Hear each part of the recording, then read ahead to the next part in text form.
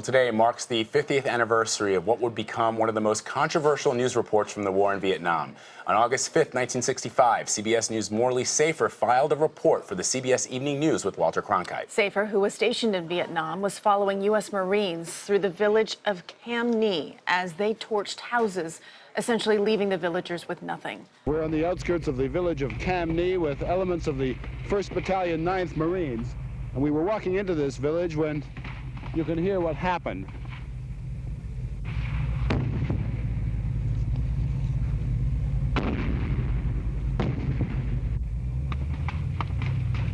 Con, let's move in with those other guys.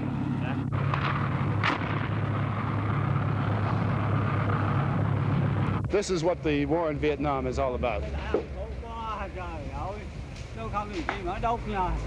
The old and the very young.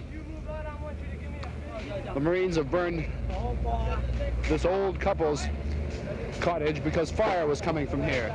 And now when you walk into the village, you see no young people at all. Fire was coming from light automatic weapons fire was coming from all of these villages. It's not really one village, it's a string of huts. And the people that are left, come this way, Con. The people that are left are like this woman here, the very old.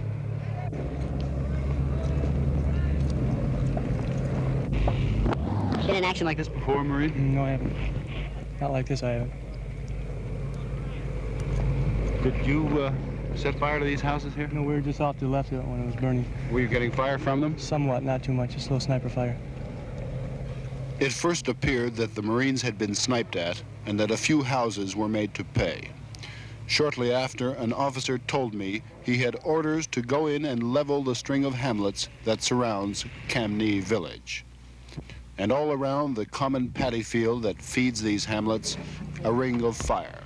150 homes were leveled in retaliation for a burst of gunfire. In Vietnam, like everywhere else in Asia, property, a home, is everything. A man lives with his family on ancestral land. His parents are buried nearby. Their spirit is part of his holding.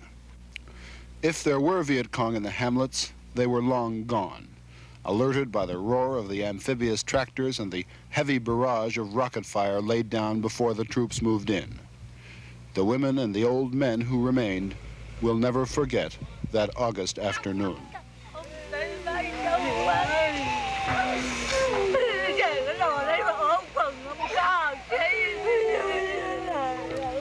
The day's operation burned down 150 houses, wounded 3 women, killed 1 baby, wounded 1 Marine, and netted these 4 prisoners.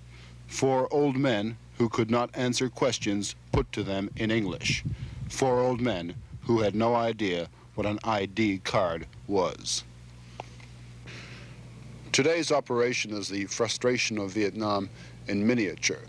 There is little doubt that American firepower can win a military victory here. But to a Vietnamese peasant whose home means a lifetime of back-breaking labor, it will take more than presidential promises to convince him that we are on his side.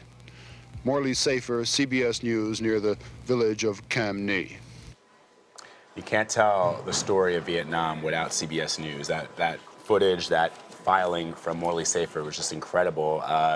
In February of 1968, Walter Cronkite would go on and deliver a CBS News special report, essentially saying that in his opinion, the war was unwinnable. And Johnson said, if I've lost Cronkite, I've lost America. And it would be another 8 years before President Nixon would withdraw all U.S. troops from Vietnam in 1973. That report drew backlash from U.S. citizens because it was showing them a side of the war they had never imagined. It said that President Johnson wanted to have Morley Safer censored after that report. But it was the truth. It was the truth. It was the Absolutely. truth. And it was a scene that was also immortalized in the movie Platoon. Oliver Stone served in Vietnam at around that time, and the scene, just as you saw it in Morley's report, was filmed almost scene for scene in the movie Platoon.